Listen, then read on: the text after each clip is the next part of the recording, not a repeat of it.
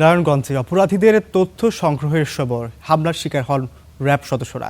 আহত ৩ জনের মধ্যে একজনের অবস্থা আশঙ্কাজনক। এ নিয়ে জানাতে যুক্ত হচ্ছেন আমাদের সহকর্মী রাশেদুল ইসলাম রাজু। আমরা রাজুর সাথে যুক্ত হতে চাই। রাজু, যেমনটি আসলে বলছিলাম যে র্যাব সদস্যদের উপরে হামলা করা হয়েছে, একজন এখন তার অবস্থা খুবই আশঙ্কাজনক, তাকে কোন হসপিটালে ভর্তি করা হয়েছে, সেই সাথে আরও জানতে চাই অভিযুক্ত যারা আছে, যারা হামলাকারী, তাদের আটকের বিষয়ে কোনো সিদ্ধান্ত নেওয়া হয়েছে কিনা।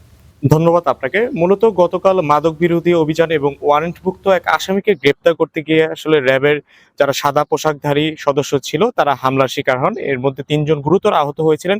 এর মধ্যে ২ জনকে নারায়ণগঞ্জ জেনারেল ভিক্টোরিয়া হাসপাতালে প্রাথমিক চিকিৎসা দেওয়া হয় এবং একজন গুরুতর আহতকে ঢাকায় চিকিৎসা করা হয়।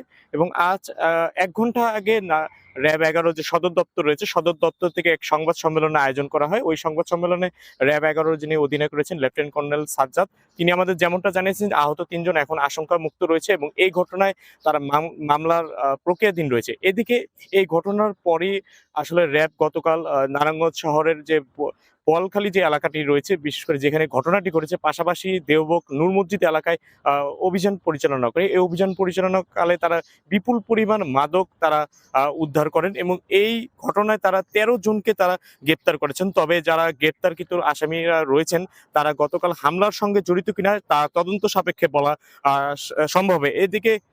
এদিকে র্যাব ১১ থেকে আমাদের যেমনটা জানানো হয়েছে যে এখানে গাঁজা, ইয়াবা সহ বিপুল পরিমাণ মাদকদ্রব্য তারা জব্দ করেছেন। পাশাপাশি মাদকের বিরুদ্ধে তাদের এই অভিযান নিয়মিত অব্যাহত থাকবে বলে এমনটাই জানিয়েছেন র্যাব ১১ অধিনায়ক। এই ছিল আমার কাছে সবশেষ তথ্য। রুফ। রাজু, আপনাকে অসংখ্য ধন্যবাদ।